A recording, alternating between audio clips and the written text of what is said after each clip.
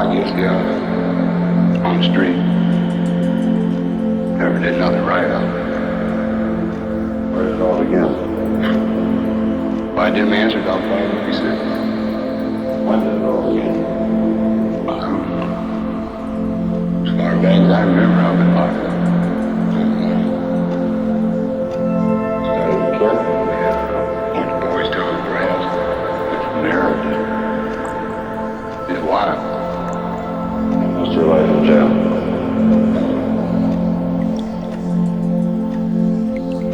The rest of your life in jail? Not a doubt in my mind about it. There's no sense, trying to kid myself. Except reality for what I'm living. Right now I got 85 years waiting on me, man, so when I finish this crap here, gotta go back up there and finish 85 years. Doesn't wipe me out here, please. You ever use your weapons or not with other? Oh, shit. With force, didn't we? Shoot people. I feel like, you walk in with a gun in your hand, the guy's committed suicide. Not acknowledge what it is. I've had people run at me, about every kind of weapons they got, people throw pitchers of beer at me, things like this, start screaming, get out of here. I mean, what are you going to do? The whole object not robbery. Hold the job and get away. You're not going to jeopardize that. You pick that gun up, you got it. You know what I mean? Now, I'm not going to sit here and lie to you and tell you like you did. It sounds pretty tragic, the truth, but that's the way it is. You want to shoot people? Yeah, I've been forced. They forced me. By their own ignorance. Maybe I was just a weapon that came along for their release, right in probably walks the way out or something. What goes in people's mind? They commit suicide when they run out. Well, I've looked at it pretty close. I've had enough time to analyze it. I just can't. I mean, would you come running at me and try to subdue me if I had lowered the gun? Well, you figured. How do you feel about the people you robbed? You have any answer to them? No, I don't try to have any, personal feelings towards cold, You ever have the feeling that what you do is morally wrong? Oh, sure it is. Definitely it's wrong. Not that's doing no right or wrong. What do you think lies behind your being in this place? Got off to wrong start in the UK, man. I come in here when I was 19. I've been here 16 years. 16. Robbery with Probably and murder after I got here. murder after you got here. Whom did you murder? I was convicted of murder at midnight. So what kind of a sentence do you have now? Life. And what does that mean in practical terms? Forever. Means forever. My case forever. You're sure of that? From every indication you get from the authority, yes. All right, what does life look like to you now? Very dark. No ray of light. I'm all of the same it was. You get mad, angry? No. I'm getting mad. Well, let's take it as just one of these things, Yeah, but one of those things in one way. More than too much. There's a lot of difference. In a place like this, your mind gets stagnated. You just figure, I got it to do, I gotta do it, so do it. It's kind of hard to figure how a guy who, on the surface, is so amiable could get into such a fix at your end. Oh, well, my amiability is advanced. 5, 6 years. When I came here, I was pretty tough. Pretty honest. You were tough and honest. Were you also mean? I was young, wild, interested in checks. That's my greatest trouble. Writing checks. It's your weakness. Yes, sir. That's all I do. And the penitentiary part of writing checks. You find that people are gullible? Yes, they are, sir. How do you calculate? I don't know. I can cash a check most any place where anybody else could, and they just cash it. And if I'm short of money or depressed or want a drink and don't have any money or need something I have to buy, any material or anything in my world, if I don't have the money, I buy it. Now, when this happens, don't you know in your heart of hearts that you're going to get caught? So this is hard to explain, but you know what never crosses my mind? I never think about it. The trouble, you know. I never think about that till I get in jail. Then I think about it. It don't worry me. I know it's wrong, sure, but I do it anyway. Of course, I try not to get caught. I hope I don't get caught. The way you talk, boy, it just goes to every revolving door. Well, it looks that way. But there's got to be a story somewhere. And I think it's up to me to stop it.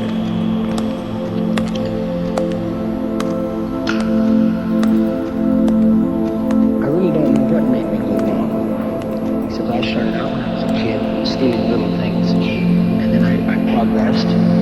When they put me in a federal correctional institution, it was the nearest thing, if not a penitentiary. It was the nearest thing to a penitentiary. They were adults in there. And I had to fight my way through it. And I got beat up many times, very badly. I didn't know anything really about crime until I went there. And they schooled me. And when I came out, instead of stealing a car or a bicycle or what have you, I was ready for the gun. They taught me that. There's only one way to go, and that's with a gun. That's what the money is.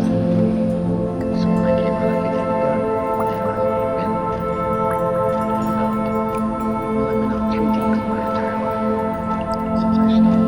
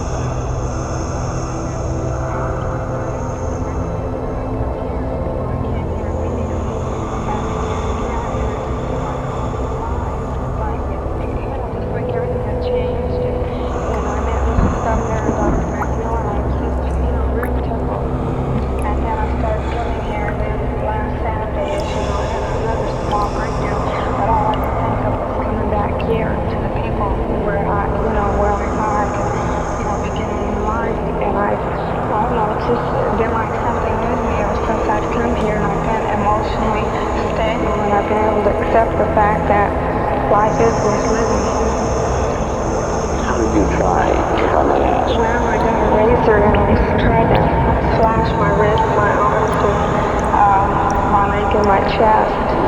But then I figured after I'd been through all that and come here and saw all these other people, I figured that it was worth another try instead of, just trying to end my life. I found out that you don't just end your life just by trying to commit suicide. That's what you did? Yes, my here and one leg and my wrists and all up here. So it was Saturday, 2 days ago? Yes, and then I had a small breakdown. I had shakes and convulsions, so they took me back to the psychiatric ward, and then they released me this afternoon about 2:30. Just a couple of hours ago. Yes. I think everyone, I suppose, probably would like to know how it is that at the tender age of 20 you reached the point of feeling it isn't worth living. Well, I was living with these nuns, and they were fine, and I just figured I couldn't handle the situation anymore. I was tired of living, tired of everybody, just tired, period. So I figured if I took my life, it would end it for me and for everybody, and then I figured everything would stop right there, and everybody would have no more worry. But I found out different as I was rehabilitating to come back here. What do you find here at the Qeight Center that makes you feel there is hope? Well, there's people here with similar problems, and you just feel like you're part of them. I mean, you're accepted. It's not as if, they all have problems, and you figure that your problem could sort of coincide with theirs. And then the doctors and the therapists here are just wonderful. I mean, they seem to understand more or less what's happening. Have you made close friends with some of the people? Yes, I have. I've gotten to know quite a few of them, and we get along rather well. We go on outings together, and we eat lunch together, and we just sit around together. We talked with your daughter at some length earlier, shortly after she came back here from the hospital. What do you think about her condition? Well, I feel that my daughter had a very deep-rooted condition that needs help by somebody other than her mother and father. Is she your only child? No, I have a son. Do you feel in a situation of this sort, Mrs. Guy, at all responsible, at all to blame, perhaps, for what's happened? Yes, in a way, I do. I think I overplayed the part of mother. I think I tried to be too perfect of a mother. And I didn't really shoulder into the responsibility that she should have had from earlier warnings, because they went on to public school, and they went on to even the doctor herself, the pediatrician. She felt that she should stay with the pediatrician. She went into her teens. Linda is 5'5". She kept insisting that she wear the miniature size. She would say, I am a petite. Let's go to the petite shop. Little things that just aren't natural, and yet are not really, shall we say, mental problems. She wanted to stay a child? She wanted to stay a child. And what with mom suffering and things like that, why I sort of kept putting two and two together. She told us about her suicide attempt the other day, which led to her being taken back to County Hospital. Did you know what was happening at that time? Did you see troubled sounds, warning sounds, perhaps? Yes, I could see them to the point that when Linda reached 19, she felt she should have a car. Well, we couldn't see any legitimate excuse why she shouldn't, because she had a good job. But when she had 3 severe wrecks in 1 year, we could see this child or adult should not have this car, and the insurance company agreed with us. But yet, we took a security insurance thinking this will straighten her out. Then, she said, if I am like to have my own apartment, I can do better, I will do better. I will improve myself. Well, we let her have her own apartment, and consequently, she wasn't ready to face the world. She couldn't hold a job. You supported her at that time? No, we had her to sell the car.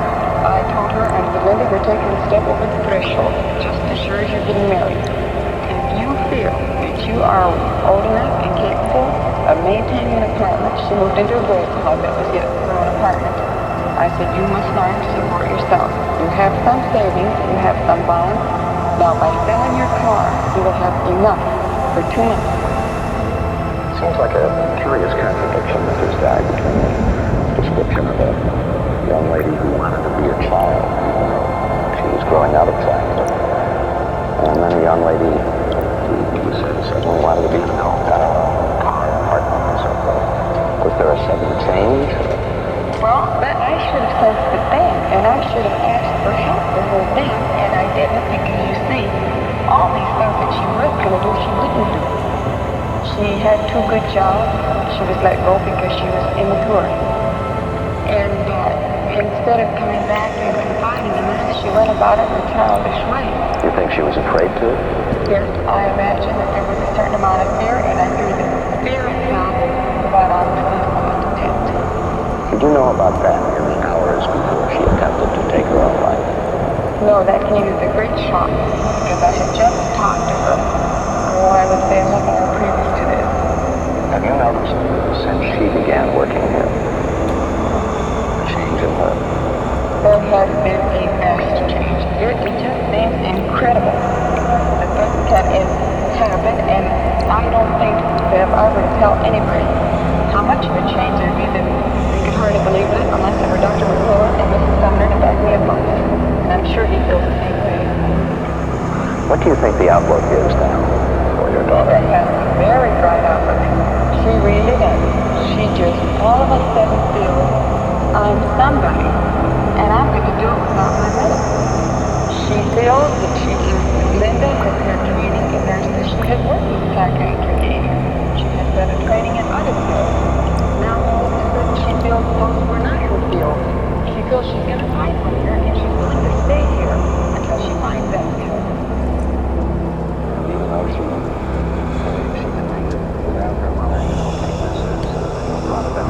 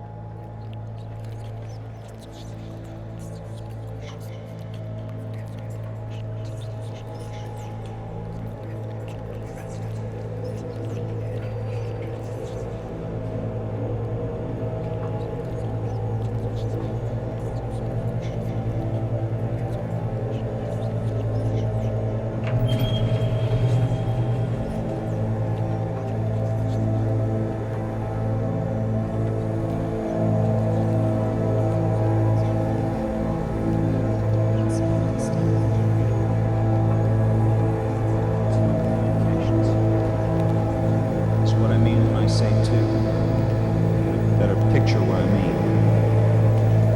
I guess this means two. Well, I see that there type of communication like that. And I don't acknowledge that type of communication like that. You know, I don't respond to it. And I see other people who are communicating with that type of communication, and they respond to each other. Well, there will come out words, negative or positive, in reference to how many fingers are being held up or something of that nature. And I don't respond to that because that type of communication I find non-responsive. I have a complete negative attitude toward that. Now, if people resent when they assign me like that, when it seems like I'm supposed to, well, when it's obvious I'm supposed to respond positively and I give a negative reaction because I don't accept that type of communication as a means of communication due to the fact that I don't understand it completely. What kinds of problems were you having then? What kinds of problems brought you to this hospital? And like I said, I cannot respond positively to two. I will not respond positively to two, and I'm not going to, under no circumstances. Why not? Because I associate the number two with homosexual and lesbian activities, and if that's what it is, and that's what I think it is, then I'm going to have nothing to do. How do you know that two fingers means homosexuals or lesbians? Because from my analysis of watching these people communicate. Which people? People, all kinds of people. People around here, people in this community, they acknowledge number two to be homosexual and lesbians. When I can analyze their practices over a period of time, that's the conclusion that I reach. It's the most conclusive conclusion I can reach. So you think the homosexuals and lesbians walk around the streets going like this? Yes. Yes, with the right hand. That signifies homosexual and lesbian activities. A lesbian is the same as a homosexual, you know, because she wouldn't be a lesbian if some homosexual hadn't misused her. What do you think they're communicating when they do this? What do you think it means? That they will participate, if the time and the place are right, in these types of activities. If they're alone together, something of that nature, they would probably make a date if they found each other attractive. You feel that people have come up to you and done this, the two fingers? Well, they do this all around me. Well, the first thing I notice is a rule when they approach me. See, I'll watch their hands, and usually that'll tip the indication off. How long do they do it? Well, they move their fingers like that, and sometimes they do it without knowing it. Well, no sooner do I see them coming like that, I am gone. I am going somewhere else. I do not want to be involved with that type of person because homosexual is homicidal. Oh, it is? Why, definitely it is. Why do you say that? Because it's a deviated mind. A homosexual is the nearest thing to homicidal that you will find, as far as I'm concerned. How long have these sorts of things been bothering you intensely? It's hard for me to find somebody to tell you. How long, though? About 2 weeks? Oh, no. It's been going on for the last 20 months. To see the reason. I was going with this girl. She had only one on her left arm, so I couldn't tell her communication at first. But now that I have analyzed her activities and such, I find that she has been involved. See, I've watched people respond to her communications because she has trouble communicating with her right arm. See, I really didn't know. I thought she only had one arm. Well, she has one arm, the other is crippled. See, what the deal is she has been active in this. And now she can get on my frequency when she wants to. You see, all you see is continentals and gremlins because her mother and father drives continentals. She drives a gremlin, and I started having psychotic problems like that. And you feel like you're stuck in the middle. I see it all around. That's my problem. See, I see it. I don't know which way to turn. You know what I mean? I see it here. There might be a person. I might want to talk to that person. I start talking to the person. They turn around. I see the two signs in the right hand. I see the two fingers in the right hand. I know I can't talk to that person. So I go on to talk to another person. Well, before I finish talking to the person, I see the two signs. I know I can't talk to that person. I make a mental chart of all of these people. I'm completely negative toward it. I just can't tolerate it. Yesterday, they came up here, and he sat over there and played with me. They? Who? My mother and her freakish boyfriend, a homo. He lives with her in a house, and they run downtown and spend the night with the man. I knew I had to get out of there because she had him there for the purpose of trying to persuade me to get me involved in those types of activities. Homosexual activities? And lesbian activities. So you think your mother is a lesbian? Well, I know she is because I was tried on a rape charge a few years ago. You were? Yes, and the girl I did not rape. I requested something. Requested what? Well, whatever I requested it was performed. And they locked me up for rape. And I've been locked up for 20 damn years. And these damn people out here are doing the same damn thing they do in the damn penitentiary. That's the same damn thing.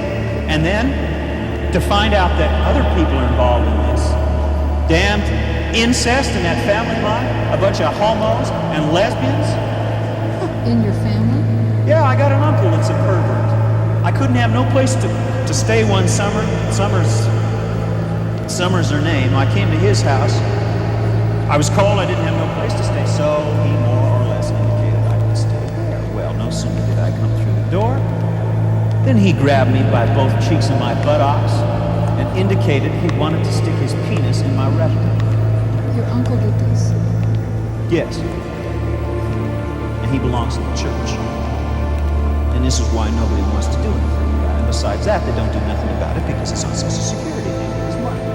So they don't pop off. He's just paying them off. He's just a big fruit of homosexual lying there in bed doing anything in the house that anybody wants to because they're too lazy to get off their asses to whoop it. Get off their asses to support themselves. So they stay there, they put up with his stuff, they holler about it all the time, but they don't do nothing because of his age, because of his money, because of the church. You know the damn church is involved in this too. Silver and black imperial. Silver and black imperial? Yes, imp. You know what impish is? Doesn't it mean a small man like a dwarf? No, that's not impish. You get the dictionary out, you look the word up. Impish. I don't have a dictionary here. What was it you were saying? Something black imperial? Yes, I know it's located at. What is it? Is it a church? Yes, the Reverend used to have one. Have one what? An imp? Yes, he had a black imperial. I don't understand what a black imperial is. I know. Because you're going sideways now. You're just here to see how much I know. I know quite a bit. Any word that starts with IMP? You said impala, you said imperial? Yes. All of those words mean imp to you? What about a cougar? What would you associate a gar with? What is a gar? See, this is what I'm telling you about these letters coming together. I separate them out. They indicate people's desires. So these words give certain messages to you? Yes, they do. Do you feel that somehow things are especially arranged by these homosexuals and homicidal? Do you feel that these people specially arrange things for you? I feel that they have a certain power, yes. What kind of power, do you know? Electromagnetic airfields. I feel that they can intervene to show what the desires are and what they want to do, and how they can almost set me up at times. I don't know how they do it, but they can do it. They can almost maneuver me different ways at times. I don't know when these times are. I can't tell when my defenses are down. If I knew precisely how, then I could keep my defenses up 24 hours a day continuously. You see now, this is why I'm losing sleep. I'm scared of going to sleep. Like at night, I'll put my dresser up against the door there. Put my table up against the door. I lock all of the doors and windows.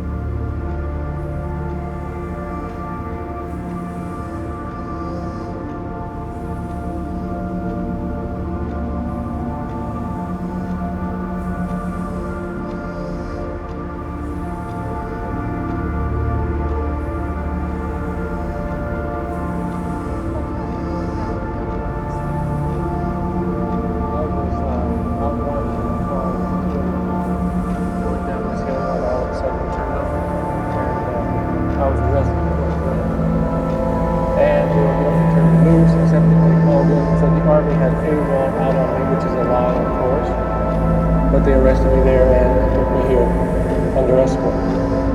Why do you think they brought you to a psychiatric hospital? Orders from somewhere else, I would assume. Did you do anything that they might have misinterpreted as being, something that you should have been brought to a psychiatric hospital? Well, mostly fear is why they didn't want to hang on too long. What were they afraid of? Well, I'm an accountant, where they come from, so... What do you mean? It's a pretty touchy thing being around me if you're on the wrong side. They don't relish having hold of me unless I'm inside of a cage or something. What do you mean that you're a known killer? I have killed. How many people have you killed? Several hundreds. Where did you kill them? Chicago, Detroit, New York, Mississippi Gulf, California, Texas. Why did you kill them? Because they were in the the act of violent crimes. Like what?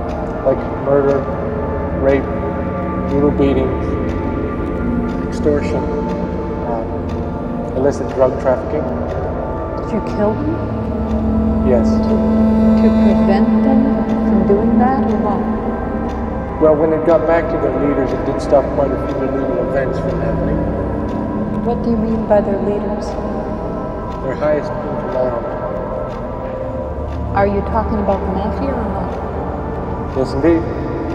Mafiosi, Cosa Nostra. They used to be the same, but they're no longer.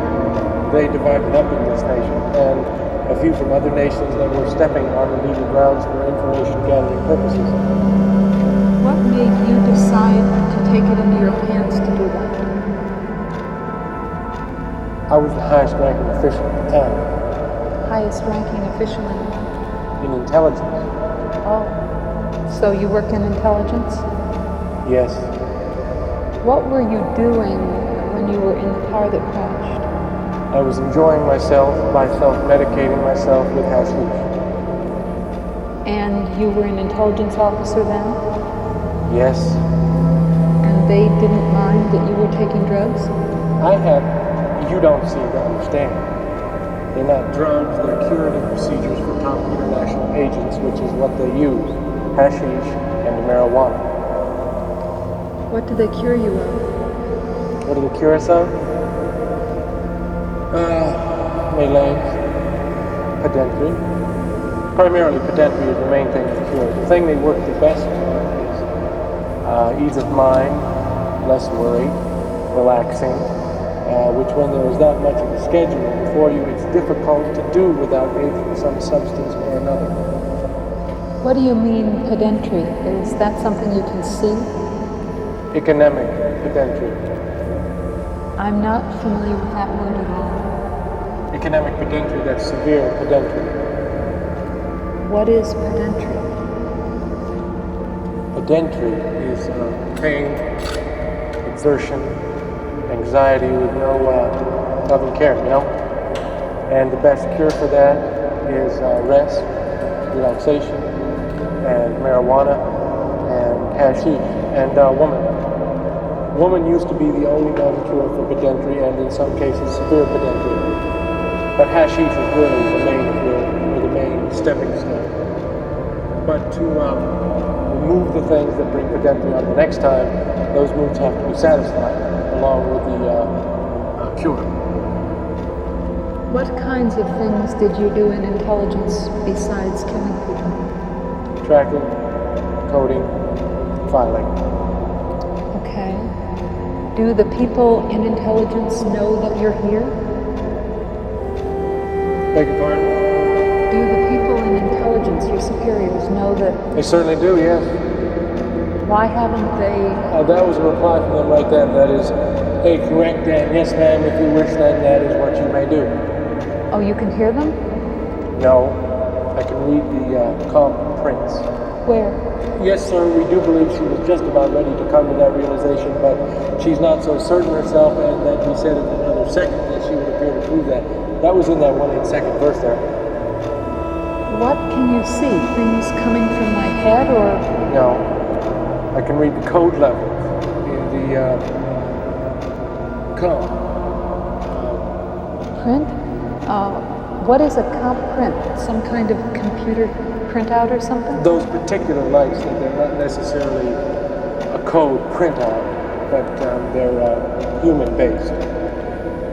So you get them from lights. Where do you see them? Beg your pardon? Where do you see the comp prints? Behind me, in front of me. Just out in the air? They're like switches in mood. Yeah, yes, but you must be able to read and decipher them. I've been trained all my life to read them. I am the best. I am the highest IQ. I am the best reader and best leader in the comp forces. What does the comp stand Comp? Compliance. Yes, when it's broken down into absolute basics, but it's an intelligence word. And the calm base is where men work together to decide to what extent we're going to have to go, to certain areas. How did the intelligence people... And that's 1990 component right there. 1990, what do you mean? Yes, that's where I just came from. They were able to trace and decipher my rock from there 3 times. We're in 83, 1983, right? That's 83 print there. That's 84. So you know the future? And that's 90. You've been in the future. Yes, and in the past. That's where I just came from not more than 2 weeks ago. Why did they transport you back to the past? Because that part of Armageddon was reaching a certain particular point. We were no longer needed. We had to go to the past. So, what did you do in the past? What was your mission in the past? Run supplies, detect enemy agents, aid those who are wounded and in need of help, and mainly clear our comms in the past. There are certain messages spelled out through the universe. And what are you going to do next? What's in the future? Well,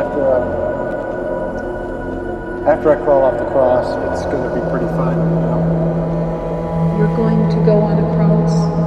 Yes. How's that? I'm headed for the first John the Baptist. What do you mean? The one who died on the cross beside Jesus, only he didn't die there. You are that same person? I am the same person. Or are you going to do that again? I'm going to do that for the first time. I haven't got there yet. Oh, you're going to go back in time, back Yes. to the past. What's the purpose of that? The purpose of that? Well, it has a number of different purposes. But other than a tribute to those who are living and guaranteed to their lives, because infiltration among the normal people was heavy for a while. And there are proofs that we are going to extents changing, and that we are suffering as they are. So just bear with it and bear the torment, and if you can, help someone. This is what it means from our side. And we are also telling the bad, which is like they're newly created, such as all the demons and devils and everything, which is that they are proof that they are not the only ones that are doing this, and to stay away except in certain circumstances. Are you a very religious person? I am the Lord God Jehovah. You are God. Yes, I am. I'm the head of my entire race. Have you been having any trouble sleeping lately? No. Have you had any trouble getting to sleep or with waking up very early? That is where it is, waking up early. You wake up early? Yes. How early? Incredibly early. Oakdale was about the worst thing there was. What was Oakdale? Oakdale was where I underwent torture and becking procedures for a long time. What kind of procedures? I'm sorry. Becking. That's when, the brain and your body reach a certain extent, That mind sort of rebels when it comes to the display of lighting, which is sometimes red, sometimes light gray, sometimes light blue, particularly white. That's known as beck. And when a god gets so much pressure on him, then he becks, which fills the entire body, which doesn't do much for the pedentry. Is pedentry somehow associated with your hands? Well, I can feel it. Here. See? That's pedentry, that shaking. It's shooken up a bit now, which is how they try to cure it, which is dispersing it as much as possible throughout my body, which means it needs to be fed immediately. Do you ever have the feeling that all of a sudden some alien forces withdraw all the thoughts from your head? That has occurred once or twice, yes. Who?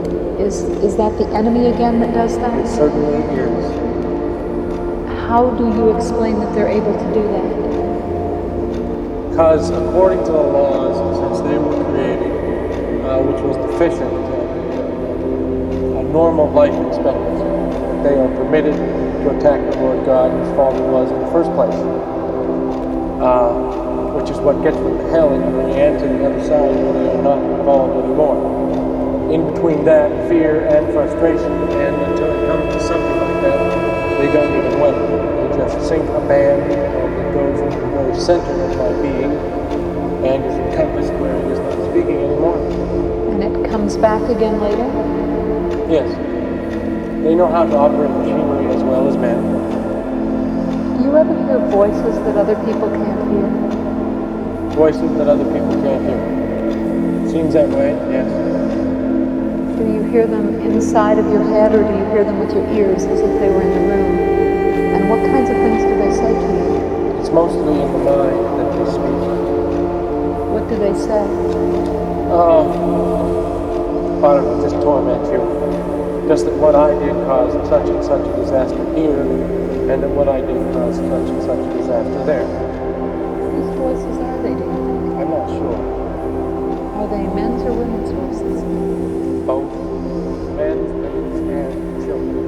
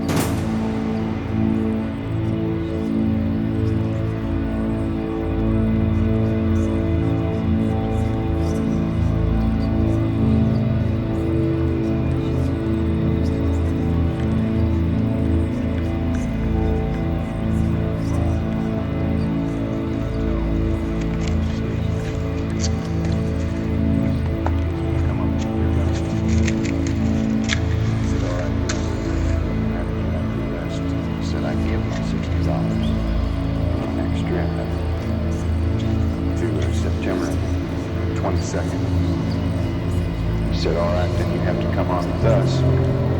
So I went down to the jail, and I went down to the jail to Grant's house, and went up before the judge, and there was a $64 and 50-cent fine suspended. And what brought you here? I was hearing these voices and things, and they were saying that I was bad, and they was going to send an animal around to bite me, and they did. Crawled right under my room, under my door there in my room, and I seen it there. It crawled up, and it bit me right on the leg. It bit me right here on the leg here. Mr. Jordan, when was it that you came? Well, after Grant's house, I come here 5 days after Labor Day. Which would be how long ago? That would be then 5 days I was in Grant's house, and I come here for 5 days. The time don't make no difference, though. I see. And what's your understanding as to why you came to the hospital this time? Because they say that people that drink and take stuff, they have the DDTs, but I don't do no drinking. I don't do no drinking at all. I do it. I live on 4 floors up, a 3-floor walk up, and I have no heat up there. I have a Philco radio the manager gave me, and I have to take my meals on a hot plate there. How much have you been drinking recently? Well, I drink a bottle of wine and a bottle of water. And I smoke a cigarette an hour. I smoke a package of cigarettes every 24 hours. Yes, sir. And I drink a quart of milk. I had some bacon sandwiches up in the room. Have you ever had any problems, medical or otherwise, because of your drinking or drug use? No, sir. No, sir, I never have, because I have not had, I had tonsils. I had tonsils and I had maybe an ulcer. Have you ever been treated medically for your drinking? No, sir, I have not, because I have not had nothing to drink for 10 days. And my mother's sister's house, I went out. I would spend money on the prostitutes, but I would get so cold out in the ice and the snow there. I couldn't do it. I'd be too cold, so I'd escape from everybody. I'd come out here, and I went back because I had to go to my mother's funeral, and my mother was always insisting that I bring women into the house, which I did. I brought in 100 women every month, and they were of all types and different races. Excuse me, but are you now receiving any treatment for your problems? Any sort of treatment at all? I do take all types of sleeping pills. I take pain pills, things like that. I threw up a full cup of mucus. I was so hungry that I threw up a cup of mucus. And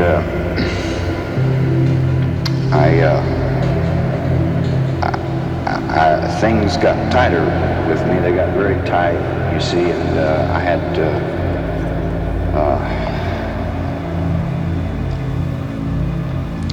You mentioned before that you had a room downtown. What's the address of the room?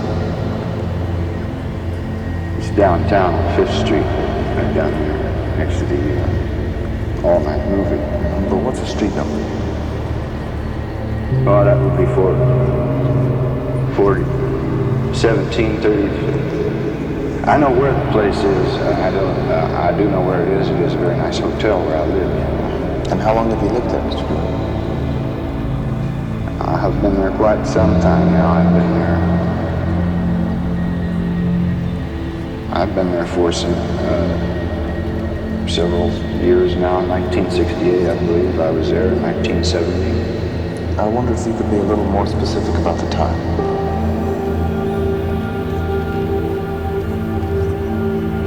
I don't think I could be.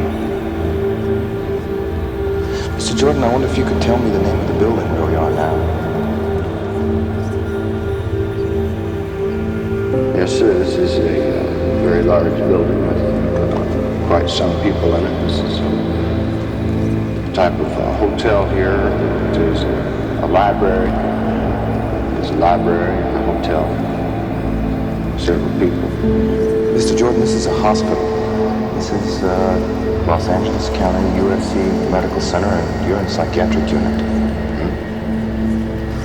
Have you noticed any changes in your thinking recently, or your ability to concentrate? No, I don't. I have had some problems, but I was... No, now that I've been more mature now, and I'm 35 years old. 35. What year were you born? In June the 3rd, 1929. That couldn't be quite right, Mr. Jordan. But maybe you could tell me what the date is today. Do you know what the date is? Yes, sir. Today is Friday. What about the date and month? And the day? It is June the 3rd. Is that right? No, actually it's Wednesday, January 14th. Yes, sir. Perhaps, I guess you do have trouble remembering things sometimes. Did you go through high school and college? Sir, I did. I have been in high school, and I was in 3 years of college. I graduated from college in 1 year in West Virginia State College and Institute, and that is Charleston, which is the capital of West Virginia is Charleston, where I went to the West Virginia State College. What years were you in college?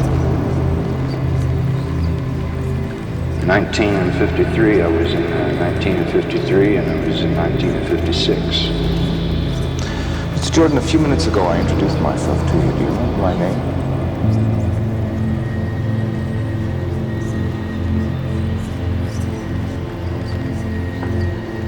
No, I don't remember your name because I look up every time and there's someone always new. Mr. Jordan, I'm Dr. Snippy. Dr. Snippy. Yes, sir. My godfather, as I told you, is Bill Johnson. He has driven the Lincoln Continental since 1930, and he has a lot of money. He has a mortgage on a house which he pays on $400. Now, I don't have lived in the house. He has not charged me. He would give me money, but I would not accept the money because he is paying on the mortgage on the house. Mr. Jordan, let me interrupt you for just a second. I'd like you to do a few simple tasks for me if you would, okay? It'll help me get some idea of how you're functioning. Is that all right? Yes, sir. Okay, I'm going to say some numbers to you, okay? And when I say them to you, I'd like you to repeat them back to me, all right? For example, if I say 1, 2, I'd like you to say 1, 2 back. 1, 2 back. Okay, let's start. 6, 1. 1, 6.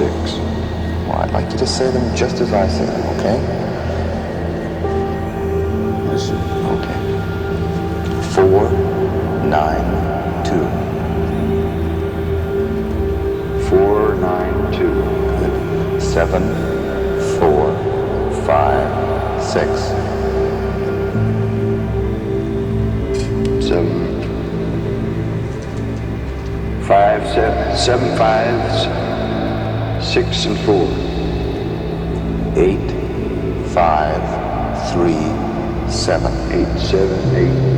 7, 8, 5, and 3. Okay, let's try it again, but with different numbers this time. 3. I'm getting very tired of this. Okay. All right, well then let's go on to something else. This time I'm going to say some more numbers to you, okay? But when I say them to you, I want you to say them in reverse fashion or backwards. For example, if I say 1, 2, I'd like you to repeat them back to me. 2, 1. 1, 2, and 2, 1. Okay. Yes, sir. All right, let's try it. Let's try it again, and then each time I say the numbers, you repeat them to me backwards, all right? Yes, sir. 7, 4. 7, 4. I'd like you to say them in reverse order, okay? 4 and 7. Very good. Let's go on. 3, 5, 2. 3, 5, and 2. Could you say them in reverse order? Yeah, so that leaves 5. 2, 5, and 3. Okay. 8, 5, 4. And I want you to say them in reverse order. 8, 4, and 5. 8. Okay. 8 and 5. Okay, Mr. Jordan, let's go on and do something else, all right? How much is $4 and $5? That would be $7. $7. If one orange costs 6 cents, how many oranges can you buy for 36 cents? You would buy several oranges. You would buy a dozen oranges. And if you wanted to buy a soda for 15 cents and you gave the man $50, okay, how much change should you get back? You get quite some money back there, several 45 cents back. Change. Mr. Jordan, I'm going to ask you to do something else for me now, all right? I'm going to say some common sayings to you, okay? Some common things that you've probably heard before, and I'd like you to tell me what they mean in your own words, all right? Just give me the meaning in your own words. Sure, I will, sir. Yes, sir. Okay, let's start with the proverb, there's no use crying over spilt milk. Sure, there is no use crying on spilt milk.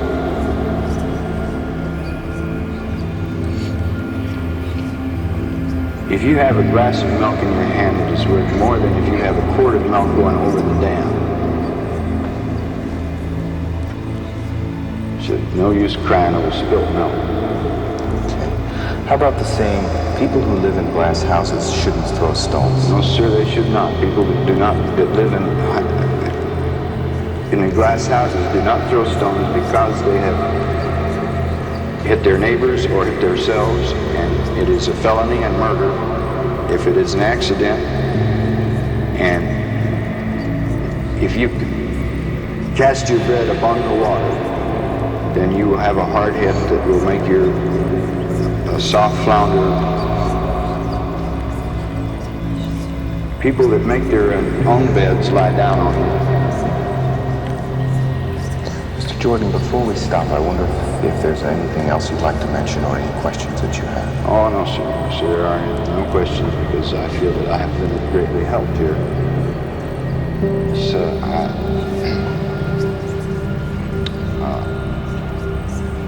the reason that I drink, I like to be normal, but I drink only. You see, I am so poor. The city of Los Angeles will not put hotel rooms. The people who pay the $60 will get their heat in their room the size. But I pay $35 for $100, $40. I am sure it doesn't rent for more than $45 in my hotel room. My godfather, Johnson.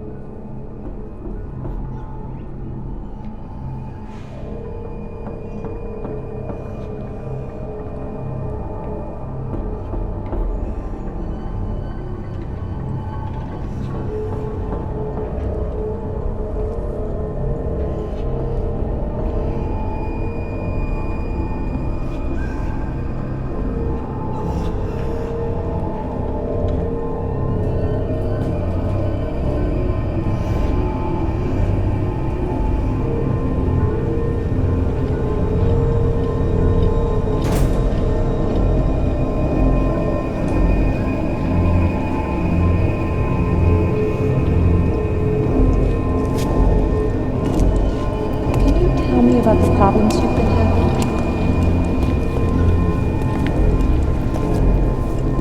I know they may be difficult to talk about, but how are you feeling right now? I still feel pretty depressed right now. How long have you been feeling this way?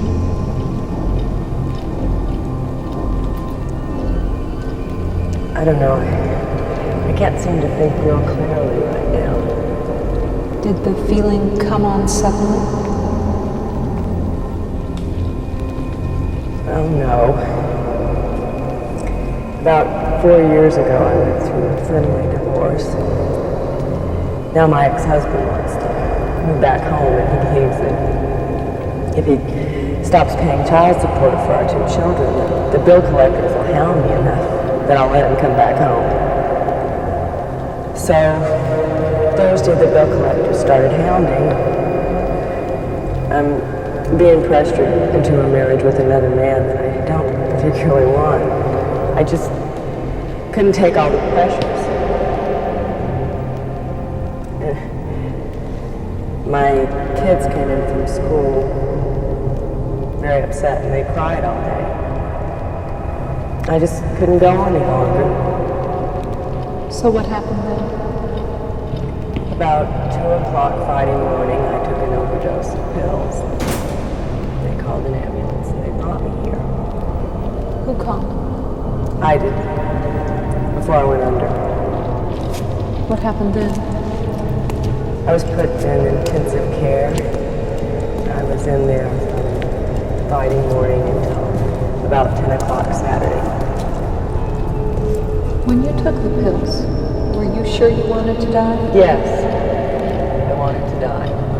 And you took a number of different kinds of pills? Yes, they were all prescribed. I had high blood pressure, so I had my blood pressure pills, and I had some antidepressants left over. And before they put me in the hospital and put me on an antidepressant, they tried me on all kinds of tranquilizers, pain pill, whatever you want to call it, so I had all those. How long were you unconscious? It was late Friday night before I really knew very much. How would you describe your mood over the last week or so? Just tired. I was really having to push myself to keep going. I went to class Thursday night and I was just so tired I just couldn't go any longer. Physically tired or tired of being depressed? Physically. I was physically tired. And then I just,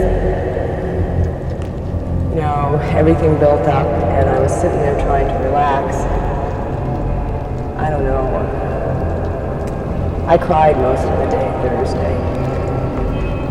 This feeling that you had, was it the same as if someone close to you had died?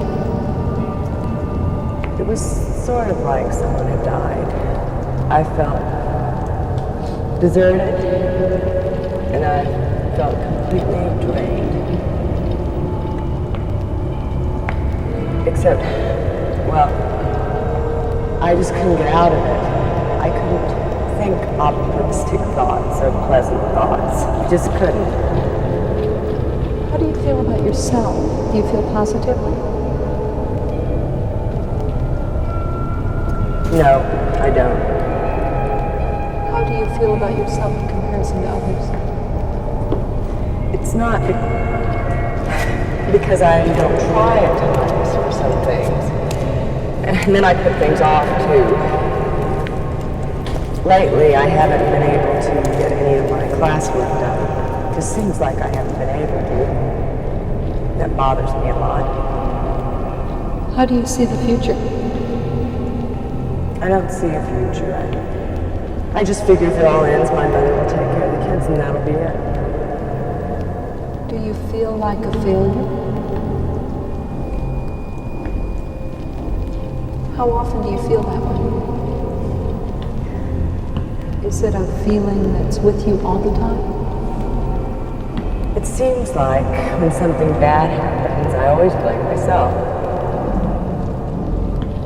Think back over the last couple of weeks before you came to the hospital. Has your appetite been good? Not really. Some days I'll eat, some days I don't. Sometimes I'll go 2 or 3 days without eating. Have you been hungry? Usually not. It's just the days I work, I don't cook. the kids eat at school, so when I get home, I'm normally so tired I go right to bed, so I don't eat. Have you been having any trouble sleeping? At home I wasn't. I did last night. How much do you usually sleep? 7 or 8 hours. And how much have you been sleeping during the past week? Might have been about 9 or 10 hours. Have you had any trouble concentrating?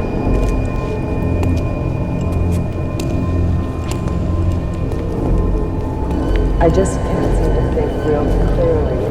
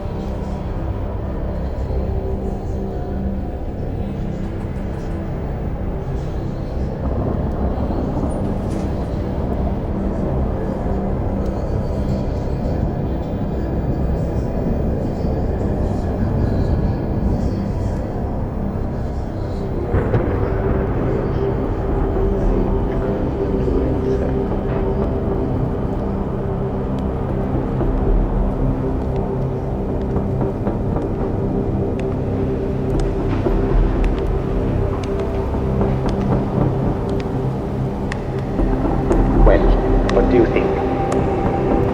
Do you have this feeling or not? Is that true or false? As far as you are concerned. True. Is that true? Do you feel sometimes that your ideas can turn into insects? Okay, then which box would you put it here? Would you put it here or there? Yes. Fine, you got the idea. Okay, that's the way. Go ahead now and read each one. Loudly. I do not know what my hands will do next.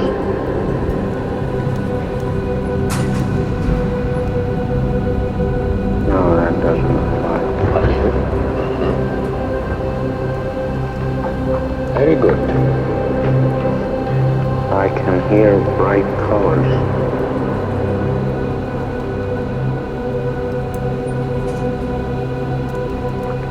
No, Okay. I can hear. Certainly a funny item, isn't it? Yeah, Fine. it's false. People often laugh at me.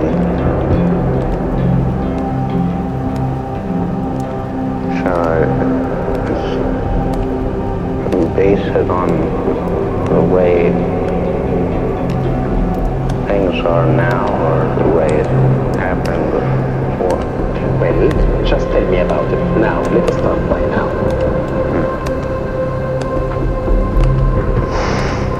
now that laugh at me quite. Yes, where? At the Institute. They laugh at you? Which people are you referring to? Patients. Okay, how about the past? Past they laughed at me till the night. Okay, then what would the answer be? True. Okay.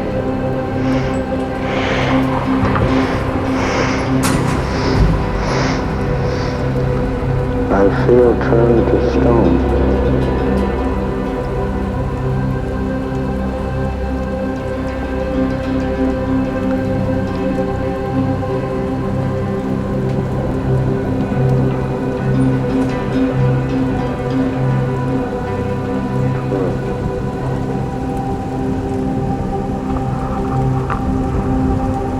That must be very uncomfortable feeling.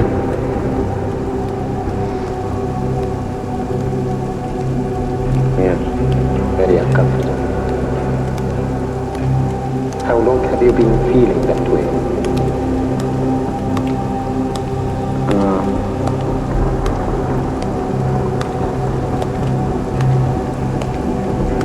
For the past few years. For the past few years. Have you told anybody about that?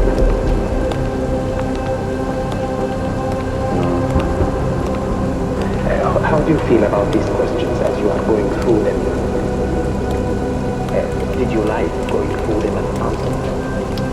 You did. What do you like?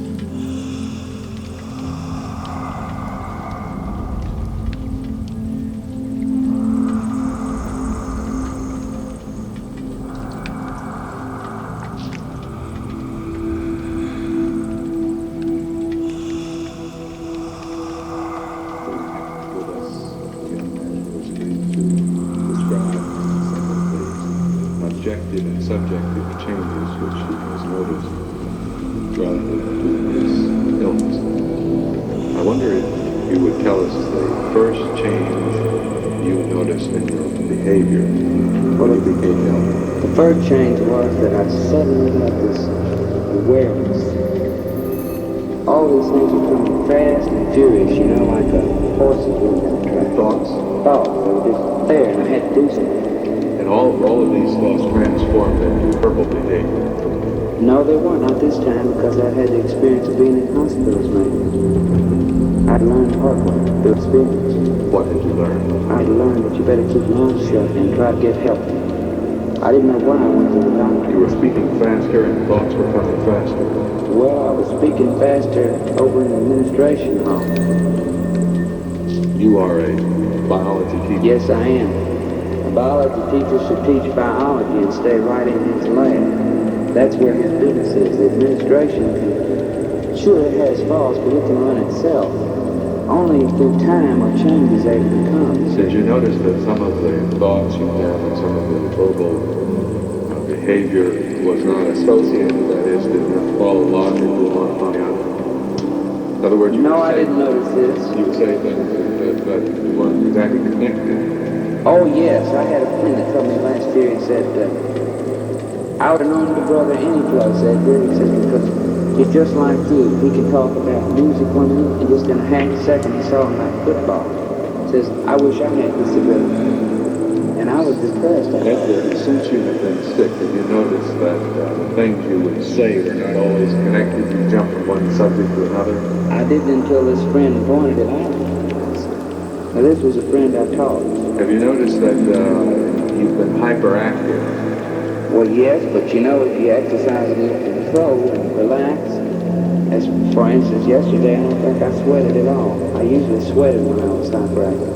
I'd come in and be blue around the gills, so to speak. My neck would be dirty.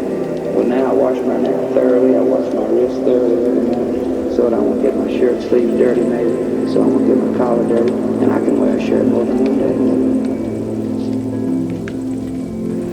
Summarizing briefly, then, you noticed that your speech has come faster, that you've been thinking faster, that sometimes you've said things that were irrelevant and not connected, and that you have been moving about somewhat faster, that you've been sick. It's as obvious as the way I go. How have you felt? Good or bad? I felt good, but I have known that I should be careful, be diligent, be cautious, be prudent. Be diligent and cautious of what? Of other people. You can do anything you want to, provided you keep it to yourself. But some of the behavior you have been exhibiting may have been offensive to others? Yes, I know it. Can you give an example? Yes, there's a young lady who I think is a paranoid. I say something nice and she says, get out of here, you devil. I say something bad and she laughs. I say, ooh, I'm crazy. I'm glad to know those people have been cured. And you know what happens? She gets mad. Anytime I get happy, she's just a split opposite. Like sort of a schizoid, a schism, like splitting something apart. You use psychiatric terminology very... Dr. Jekyll, Dr. Hyde. Well, perhaps my dad unknowingly trained me so well that... what did your father do? He was a psychiatrist. A self-trained of the old school. The George Washington type. John Hancock, who lived on that island out there and at 14 had read all this stuff. I hadn't read a thing, I just listened. John Hancock lived on an island. Or John Hancock, or one of those greats, lived on an island of Samoa or someplace, and I believe I read in my English book someplace. Now I say I believe because, you know, to tell you the truth, all these things come out. And you say, I'm trying to stay on the subject of Hancock. He rings a bell. Perhaps I can look it up and find out whether it was he or Adams or one of them that lived on this island. And at 14 he had read so much that he was ready for being a doctor. Have you had other reactions similar to the one you're experiencing now? No, never before. Before it was all. Well, how's the football game? You know, I like classical music. Say, are you going downtown, Dad?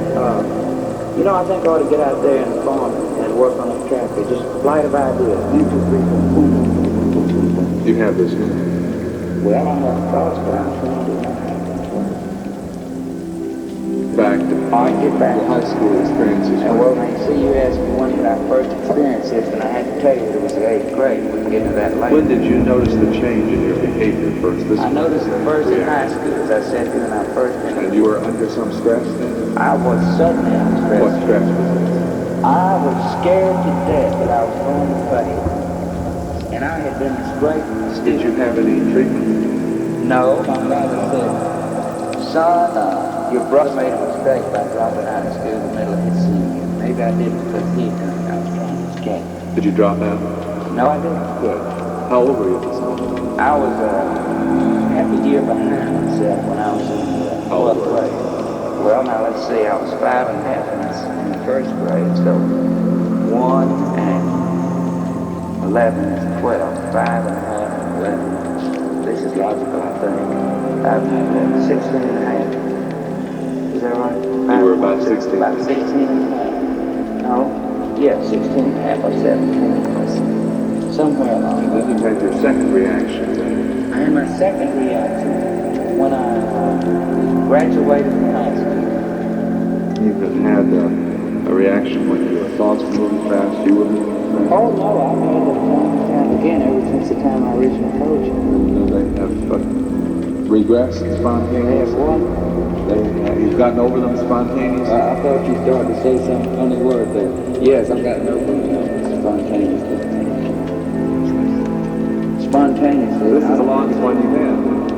What? This right now? I think this is the real news, to tell you the truth. Now this is between you and me and this television camera. I think this is real new that I'm trying to learn how to live with. You know what my aunt read the other day? You may not believe it, but she told me that it is thought now that the superego is the rule rather than the exception, and that normal, unfrustrated people are ones that are able to use this. Now I don't know, this is only opinion, understand, because I'm sick. You're the doctor, what do you think? Let's go back to your... I'll throw it back to Mother's. you. I'm reversing to you. Yes, I've noticed that. Well, I don't mean to. Now you tell me to stop reversing and I will. Let's go back to your mother's side of the family. You mentioned that your mother had this illness. Was there anyone else on her side of the family? Yes. She had a brother who was about 10 years or so younger than her, who was very upset. One afternoon he went to the porch and was talking to my grandpa. My grandpa was one like to get his... Are we about to lose time? Go ahead. His grandpa was one like to get all his tensions out on his boy. Well, what did the boy do? Bear said he was having an argument with grandpa and was answering back. Yes. Argumentative. Yes. He forgot what he tried to teach him about him. Yes. What did the uncle do? your uncle do? Yes. The uncle told him, he says, if you don't quit talking like that, Dad, I'm going to go in there and get the pistol and shoot you. And then after Dad said, he said, well, go ahead and get it, son. And he did. And he killed the grandfather and killed himself. And that's it.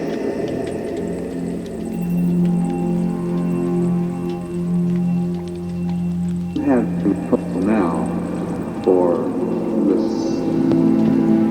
subject. Do you recall how you were feeling and behaving, some of the thoughts you were having?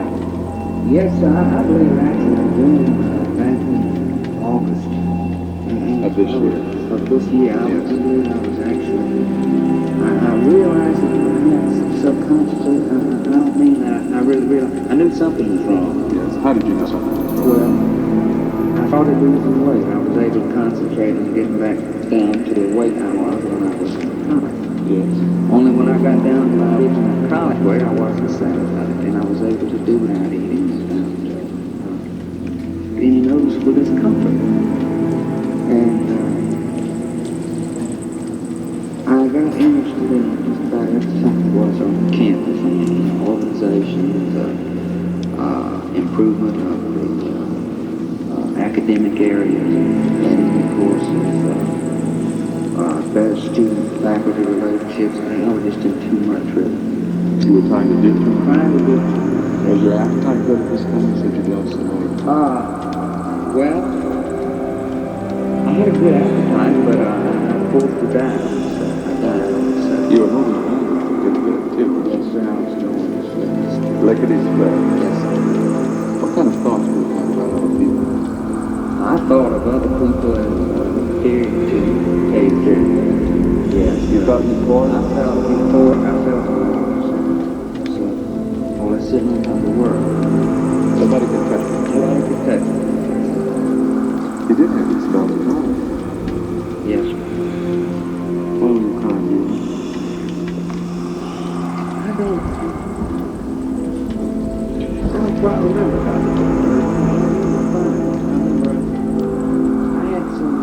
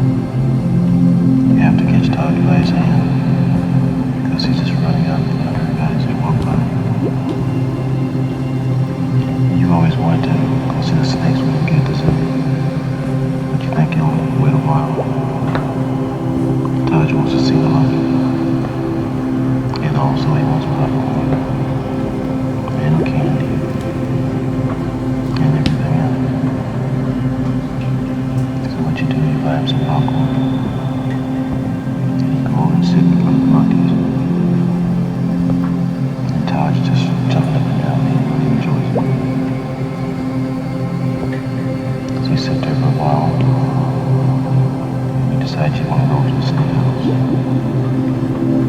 It's on the other side of the zoo. It's going to be about a 5-minute walk.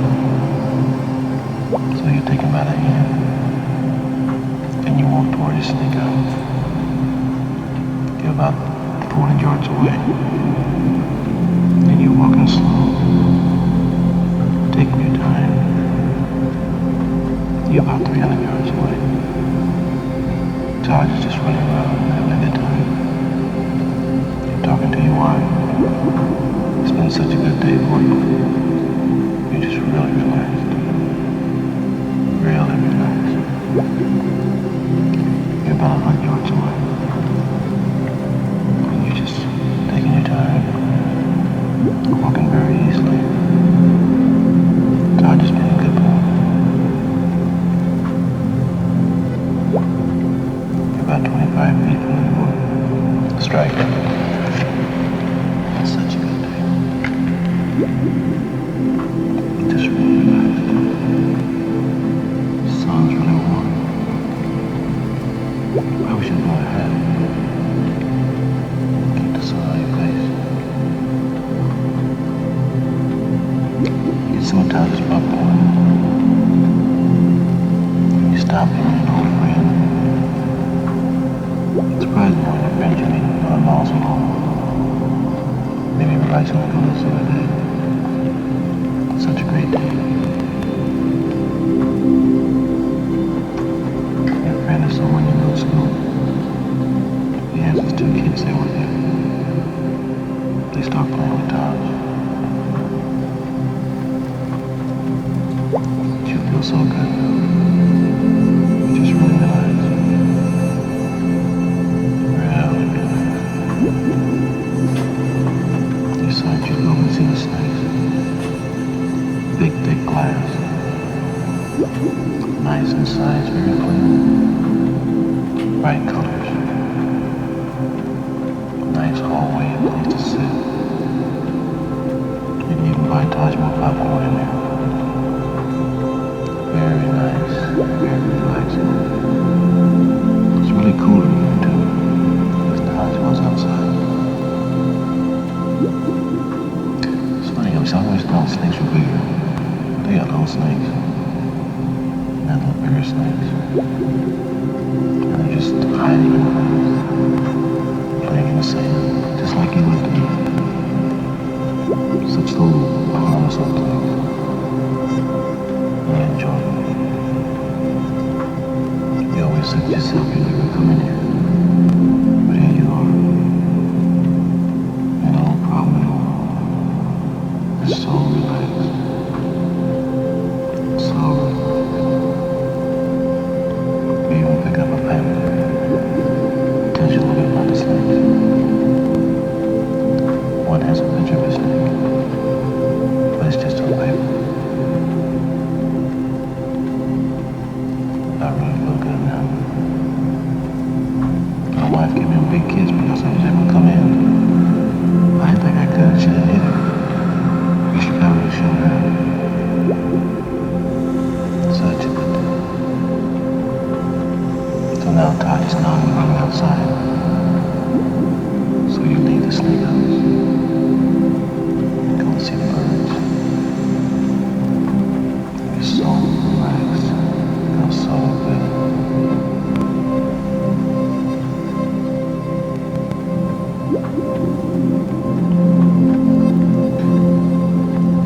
I'll just try to leave him soon. It's time to go home and take a long drive back. I don't know how so, but it's been such a good day, I don't mind at all. In fact, what I'd like to do is maybe buy some kind of book on snakes. I really like snakes. They aren't bad. It's best to going in there, looking at them, picking up a pamphlet with a snake on it. Wow, it's so good. Really relaxed. As you walk out, you open up the pamphlet. There's 4 or 5 colored pictures of different kinds of snakes. Big, medium, small. Who cares? You're so relaxed. really relax. It's really been a good day. On the way back, I think maybe I'll stop on the mountain retreats. It's only 2 o'clock in the afternoon. It's really nice and warm and it's hot. Such a nice drive all the way back. And as you stop, go to the restroom, I'll take you to the boarding restroom. Go and refreshen up. Sit there and try to wonder why it takes women so long to get ready to leave. It's been in the restroom 20 minutes now. So maybe she'll come out sometime soon. As she comes out, you walk up in the back, and you come in mom's like a nice trail. Trees are kind of overlapping the trail. It's just really nice. You relax. You gotta be careful with poison oak, poison ivy. The trail's really small, but there are a lot of the people up, so it's really relaxing. A nice day. Nice and warm. As you walk up the trail, what do you see? The bushes, the trees, blue sky. Just relaxing. It's really relaxing. As you walk up the trail, you look up the trail, making sure everything is clear. But you see a stick laying in the trail, or at least it looks like a stick to it. As you kind of get closer to it, still there. You don't really too concerned because you just feel so good. Nothing could happen. Nothing. As you walk up the trail, you think maybe it might be a little snake. But what you do is just stop and wait to make sure. You're about 100 feet from it. It's too low to bother you. So you walk up a little closer. You get about 50 feet away from it. 50 feet away from it. And all snake crawls in the way.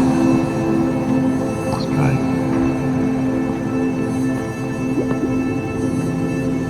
You're walking the trail.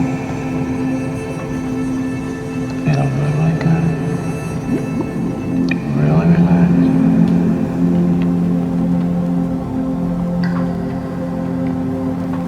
There's something in the bushes. You stop. You don't hear anymore. So you and Taj continue the trail and have a really good time. You're just so relaxed. You really feel good.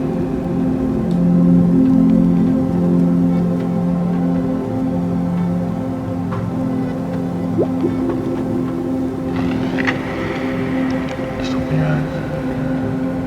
Just lay there and just keep just breathe real deep. Let's try to remember the end of the zoo.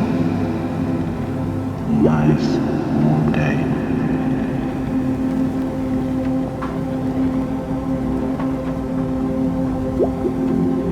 What I'd like to do now is show you a picture of a snake in a book, exactly like you got from the zoo. When you're in the snake house, on paper and go. And if you feel any tension or anxiety at all, just kind of close your eyes, just sit back and relax. Okay? Just feel real good. Okay?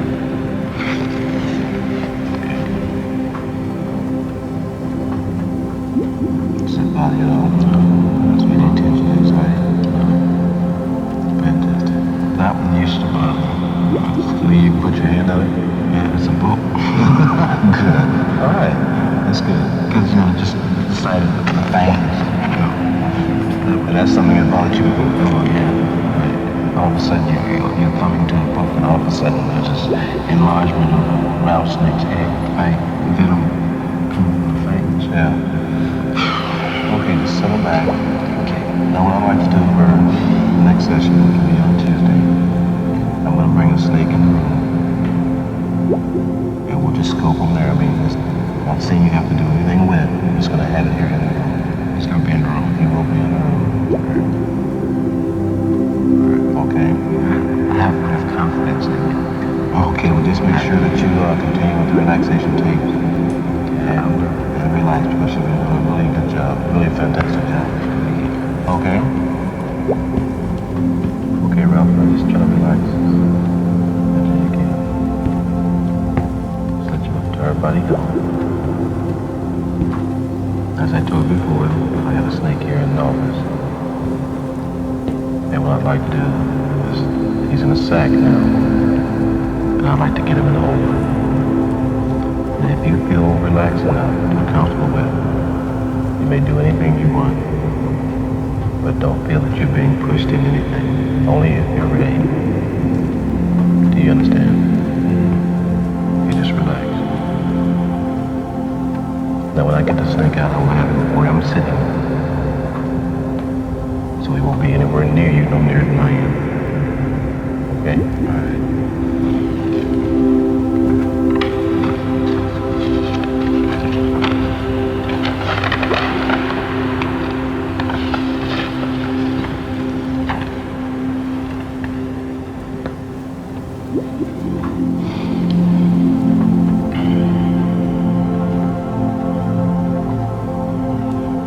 Definitely a snake. Yeah, I think so.